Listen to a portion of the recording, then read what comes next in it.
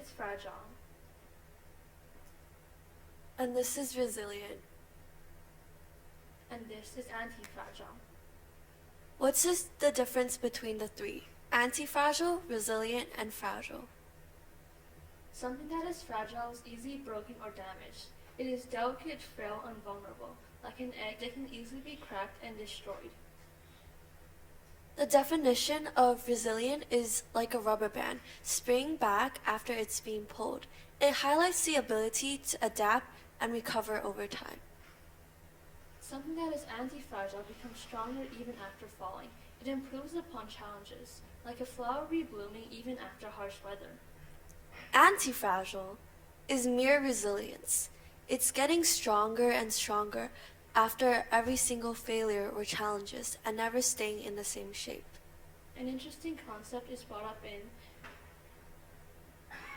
Nassim Nicholas Taleb's book Antifragile, which is that this is a system or individual that is not only able to withstand stress and adversity, but actually is able to thrive on these conditions.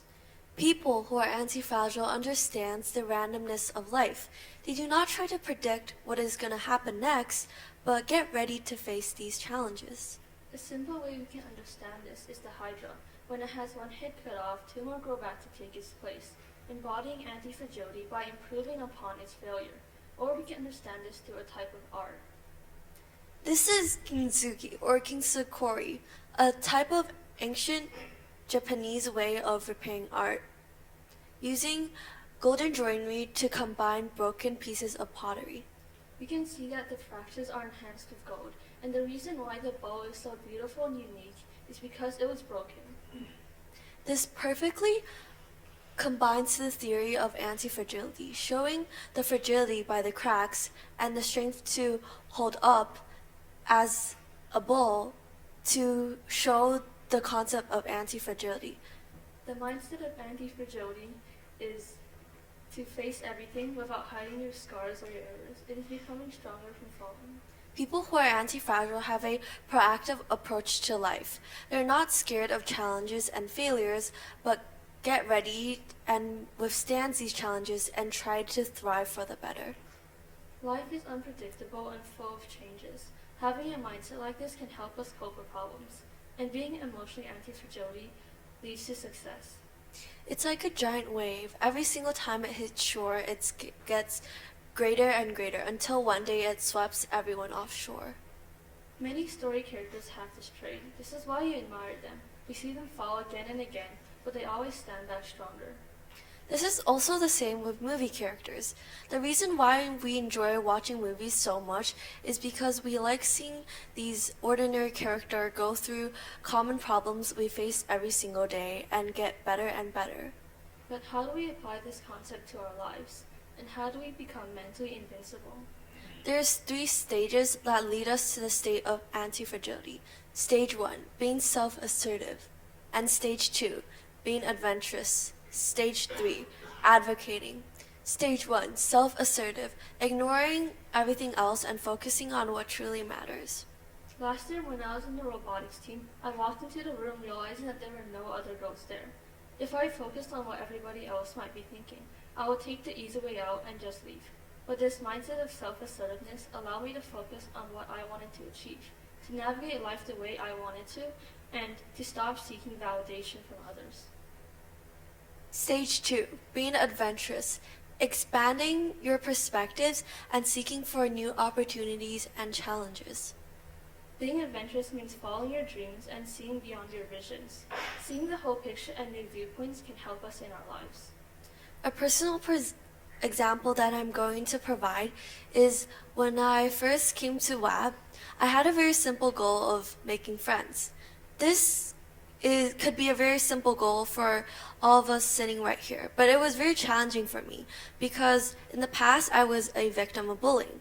And then in the first month of school, I had tried many attempts to make friends, but made none.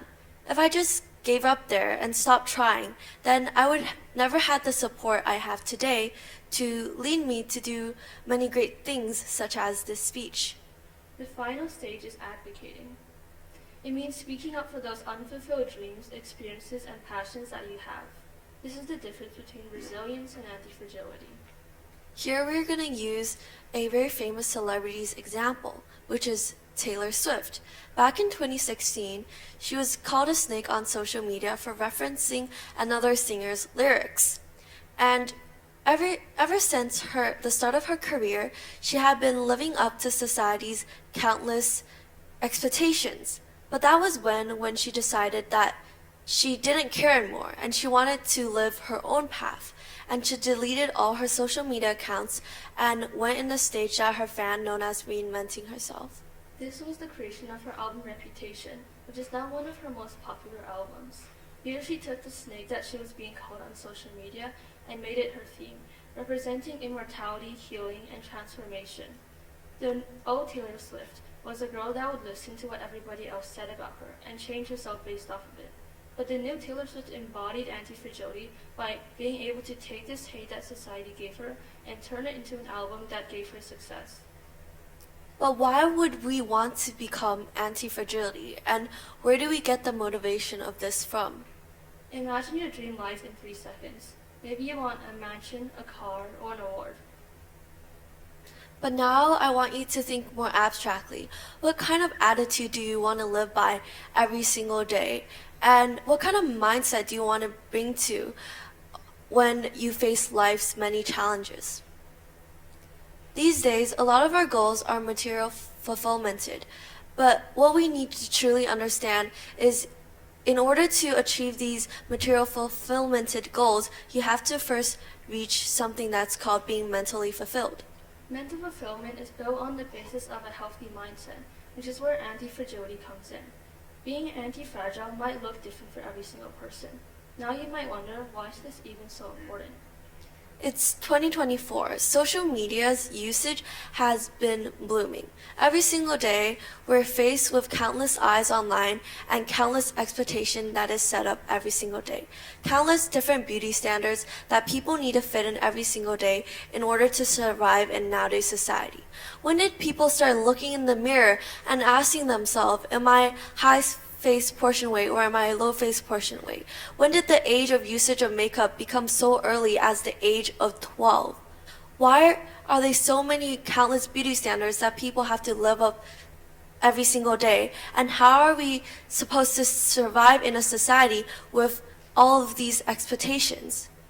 To reach these endless expectations, the concept of glowing up was created, which means simply a transformation, often physically, that society deems as an improvement.